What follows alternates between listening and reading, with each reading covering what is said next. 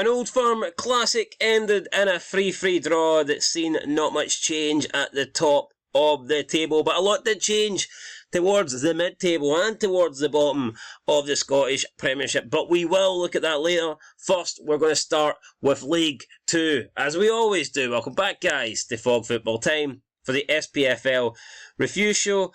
Want to talk more about the Premier League this week, so I'm not going to waste too much time here talking about the lower leagues. It is what it is. We'll quickly go through the results. If anything stands out, then I will pinpoint it, but for now, I do plan on just getting through this relatively quickly. So, Bonnyrigg Rose 2, Peterhead 2, quite a lot of yellow cards in that game.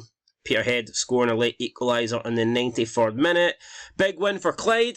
I said Clyde need to start winning. I said in the preview that Clyde cannot afford to get caught adrift. They need to get victories, they need to get 3 points, and they've done that here. So, big win for Clyde, and that could give them a real chance now of fighting for their survival. Elgin City 2, the Spartans 2, another draw here, 4-4-0, Dumbarton 2, and then in the last game, Stenhousemuir 0, East 5-0, and another draw. And Stenhousemuir's their form's been really poor as of late. I believe that draw, though, did clinch them the title. So yeah, we look at top of the table now with only 12 points remaining. Stenhousemuir are what? 15 in front, 13 in front, so they can't be caught. They cannot be caught. That point there does give Stenhousemuir the League 2 title. Then we've got Peterhead and Dumbarton chasing in second and third. The Spartans a wee bit further behind. East 5 have got an outside shot at claiming a promotion playoffs position, but I don't think they're going to do it. I think East 5 are, they're 6 points behind the Spartans. It's possible. It is possible. But, yeah, for me, they probably need to be perfect in the last 4 games and then hope that Peterhead, Dumbarton and the Spartans drop points. At the bottom of the table, Clyde, they were 3 points behind Stranraer. Had they lost to Stranraer, they would have been 6 points behind Stranraer and 4 points behind Bonnyrigg Rose. But they won. So Clyde, that was a definition of a 6-pointer. Clyde have won that, and they've taken themselves off the bottom of the table. So, yeah, massive victory for Clyde, and it's going to go right down to the wire. I think it's a 3-horse race. Stranraer, Clyde, Bonnyrigg Rose. I think one of them will go down. I'm actually thinking it will be... I'm thinking Stranraer. I'm thinking Stranraer. We'll see if it is Stranraer or not, but yeah, it's not really looking good for them right now. Had they beat Clyde, they'd have given themselves a 6-point bumper, and I'm sure that would have been enough with only 12 to play for, but it's really, really tight now. In League 1, we have Falkirk 5, Cove Rangers 1. Falkirk have been phenomenal this season. Are they the team of the season? Are they the SPFL team of the season? If you take over the 4 leagues, I think they are. It'd be hard not to give it to Falkirk. Another 5-1 win. Hamilton with 3-1 victory over Annan Athletic. Kelty Hearts defeated Queen of the South 2-1. Not a great result for Marvin Bartley. Alloa Athletic beat Stirling Albion by 5-1. And that was it then from League 1. And we move into the table. And yeah, Falkirk just miles ahead. Still unbeaten. Only 6 games have been drawn. They've won every other match. They've just been phenomenal this season, and they probably will go on unbeaten now. I don't really see anybody changing that. And there's not a lot else to play for. Hamilton will get second. I believe Alloa will get third, although Montrose do have a game in hand. Cove Rangers, they will want to try and get into that top 4. It's going to be difficult, though. I think Montrose are in pretty good form. I think it will finish in that order, or possibly Montrose finishing in 3rd place. As for the bottom, we all know Edinburgh City are down. In terms of the relegation, though, it could be Queen of the South. They're not safe by any means. They're only 3 points above Annan Athletic. So yeah, Queen of the South and Stirling Albion, they will need to look over their shoulders with the final 4 games remaining in this league. So we'll see what happens in that. Let's move on to the Championship now. Championship. Airdrieonians 3, Greenock Morton 1. A result that, in my opinion, knocks Greenock Morton out of contention for that playoff spot. I think Airdrie have been phenomenal this season. And again, you talk about teams that you could be given team of the season to. I think Airdrie's got to be up there. I think Airdrie have to be up there. Now, if Raith Rovers win, the Championship, they've got a very good shout at getting it too. But Airdrie came up from League One, you know, they would have just settled for staying in the Championship this season, and now they've given themselves a real good chance of getting promoted. Because I think they will now finish in the top 4. So Airdrie are doing fantastic, no doubt about it.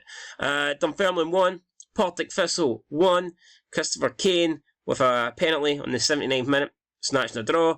Inverness Caledonian Thistle, in my opinion, have eliminated Arbroath. I think Arbroath are now relegated. For me, they ain't going to come back for that. It's all over. Arbroath will be playing League One football next season. And it's just crazy the difference a few seasons can make. Because, I mean, a couple of years ago, had Kilmarnock not got Derek McInnes in, I think Arbroath would have won the league. And they would have been in the Premiership, which would have been insane. But obviously, now, they're going down. They are going down, so it is what it is. Dundee United beat Queen's Park by 5-0. Finally, a good performance from Dundee United. I mean, you can see all the goals there. Like, what is that? 4 goals in 15 minutes. It's a great spell. And Raith Rovers kept their Championship hopes alive with a 2-1 win over Ayr United. And if we now look at the Championship table, Dundee United still 2 points in front. 4 points, in front of Raith Rovers, but Raith Rovers have a game in hand. Partick will get third. Airdrieonians now... Well, I say Partick will get third. Airdrie could really get third. I mean, they're only 5 points behind Partick, but they do have a game in hand. So, yeah, I mean, who's to say that Airdrie cannot beat Partick for third? Now, the only thing is, other than a small amount of revenue, it doesn't make a difference because third plays fourth in the first round of the playoffs, the promotion playoffs. So, yeah, there's no real benefit other than a small amount of cash. Obviously, you want to finish as high as you can. No one's denying that. But it's not like you skip around in terms of the promotion playoffs. So, yeah, it could come down, I guess, to the wire. I mean, Dunfermline will, hopefully, they'll want to stick in there and try and get a place. So will Greenock Morton. I know I said they're officially ruled out now, but Greenock Morton will be... and maybe even Ayr as well. I know it's less likely, but... those teams have got to just hope that they can put a couple of wins together and that Airdrie stop winning. Now Airdrie are the only team who's going to be caught. Partick Thistle will not be caught by Dunfermline. They've got an 8-point lead with only 12 to play for, so there is only that 4th spot available. Airdrie at the moment are in pole position, but if they do run out of form, and like I said, if Dunfermline, Greenock or Ayr, if one of those teams can put a run together, and by a run, I mean, Dunfermline's got 4 games left, Greenock and Ayr have 5 games left. If one of those teams can at least win 4, in Greenock Morton and Ayr United's case, and Dunfermline's 3 out of their last 4 remaining games, then they might have a chance. But that's what it's going to take. They're going to need to be damn near perfect in order to catch Airdrie. At the bottom, Arbroath are down. I mean, I think it's actually official, isn't it? Well, it's not official, but goal difference-wise, it may as well be. I mean, they're 37 goal difference. There's 37 goals behind Inverness. Yeah, they're down. Like, it's not official, but they're down. In terms of... But it's really close as well. I'm saying that Ayr United... Now, and it's true, I'm saying that Ayr United could still push for 4th. But they very well could possibly get dragged into this relegation battle. They're only 3 points in front of Inverness. Yes, they've got a game in hand, but if they don't win that, then who knows? So, yeah, this league is very, very close. And I think the Championship League is probably always the closest in Scotland. And it does have a little bit of similarities, I think, to the English Championship League. It's a good league. It's always interesting. Always very close. So, I like that, though. I don't want teams running away with... I don't want teams, being relegated by December and shit like that. You want close leagues. So, yeah, that's a good thing. And actually, let's have a quick look at the fixtures, because I want to see who is playing who. Ayr United are playing Greenock Morton. That's a big game. That's their game in hand. And Airdrie are away to Raith Rovers. So, like I said, if whoever wins that between Ayr United and Greenock Morton, there's a good chance Airdrie will get beat against Raith. So, they've got a real opportunity here to close the gap and bring it down by 3 points. Then you've got Greenock taking on Dundee United. That's another big game. That's going to be on BBC on Friday, 12th of April. I am looking forward to that. Oh, by the way, those games are on tonight. Ayr United, Greenock Morton, Raith Rovers, Airdrie. That shit is tonight. So that should be some good football. But in terms of this, it is close. We've got Raith Rovers, Partick, Airdrie, Dunfermline. So that's another massive game. You look at Airdrie's next 2 games, I said it's looking really good for them to get 4th. They could very well lose to Raith Rovers, who are fighting for the title. And then if they do lose to Dunfermline, that's a 6-pointer. So as good of a position as Airdrie are currently in, and they're playing Partick Thistle. So Airdrie, and they're playing Dundee United. Holy shit! Airdrie have a fucking horror run coming up. They're in a good position, but they've got Raith Rovers away, Dunfermline at home, Partick Thistle away, and then Dundee United at home. Airdrie, you might actually not want to be in their position. I know they've got the points advantage, but their fixtures there, not kind at all. So with that said, guys, let's move on to the Premiership. Getting a wee bit too excited there over the over the Championship. Right, you know what, we'll probably talk about the Celtic Rangers game last, so we'll leave that for now. Let's talk about St Mirren Hearts. Another win for Hearts. Was it the greatest victory in the world? No, but it's 3 points. I'll take it. I'm happy with that. Hearts all but got 3rd place wrapped up now. We knew it was wrapped up anyway, but you know, every little point or 3 points we can get between now and the end of the season just puts us further ahead of the chasing pack. So yeah, good win for Hearts. St Mirren, not an easy place to go, and that could be a result that, you know, sees St Mirren now realistically. I'm not saying they can't catch Kilmarnock, but it's beginning to look a bit unrealistic. Plus, you've got to factor in that there will be less points realistically available for St Mirren to win once the top 6 split happens. Because you've got to think about it logically, right? So, Kilmarnock and St Mirren, obviously outside of Hearts and outside of the Old Firm, they're the 2 best teams in the league this season. You expect them to pick up points.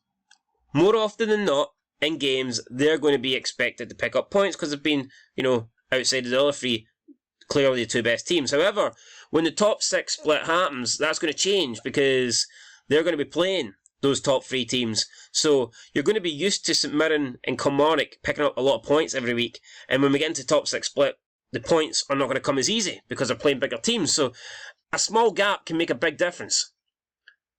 If St Mirren and Kilmarnock were not playing the top teams and you've got a 4-point gap with like 5 games remaining, that's catchable.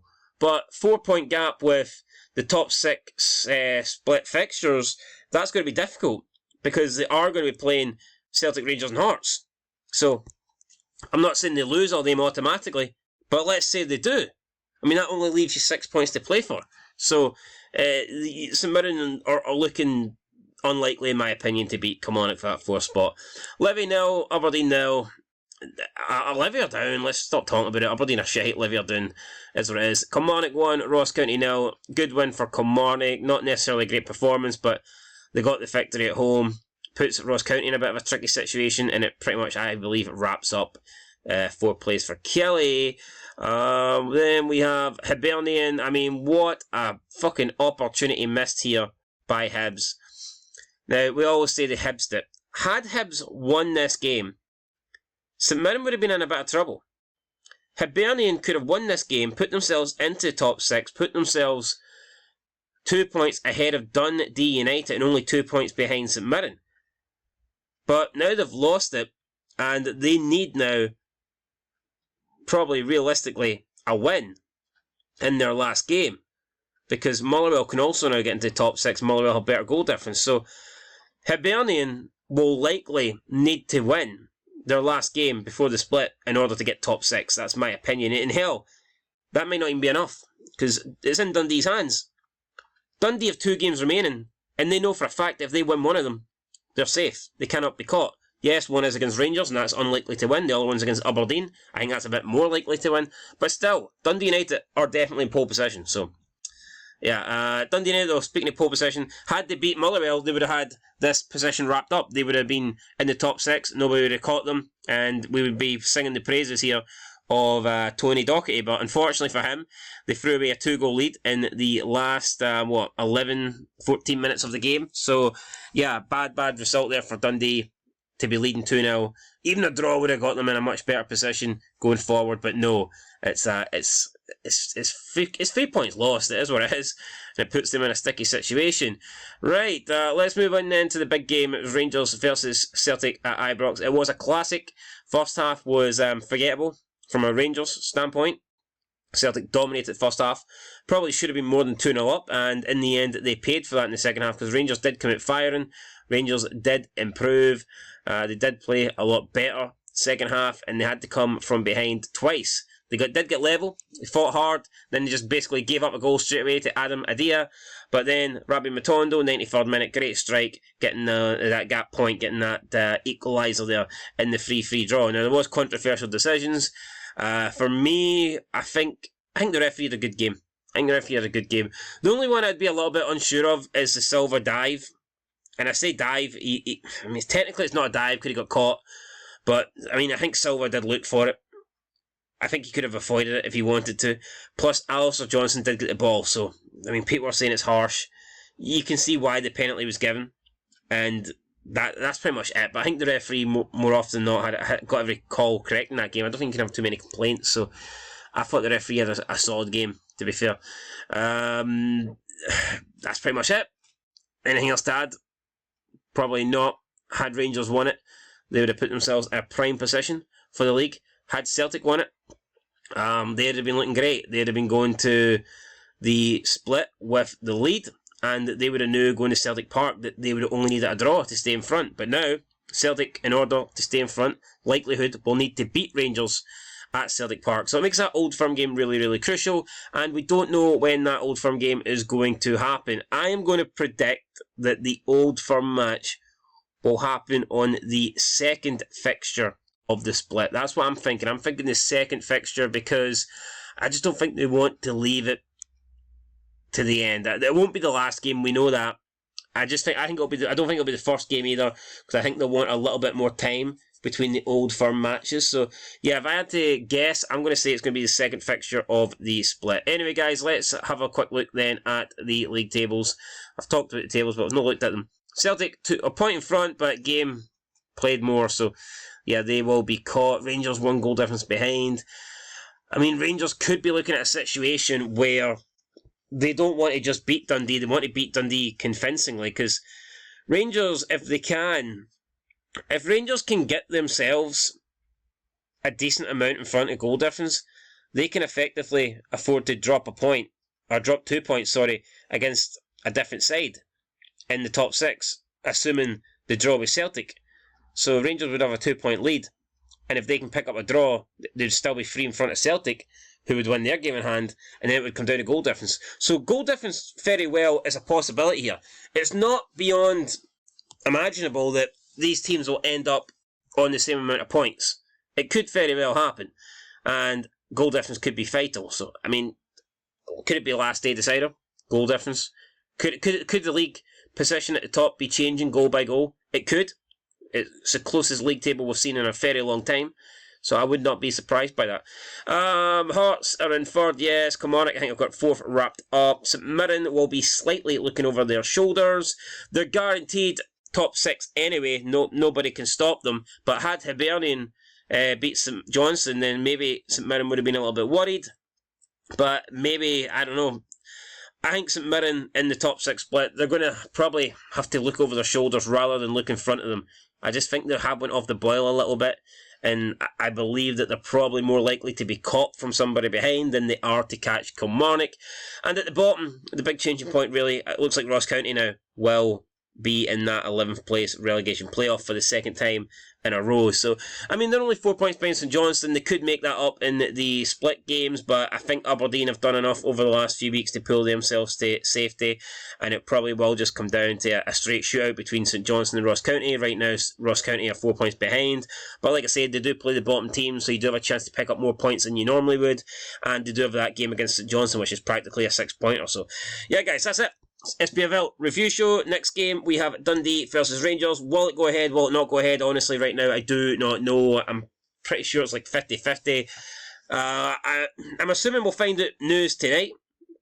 I'd like to think that we find out something tonight regarding the game and its potential to go ahead, but we'll see. Any news we know, we'll be talking about it. So make sure you like, subscribe, comment down below, guys. I'll catch you in the next one. Till then, peace.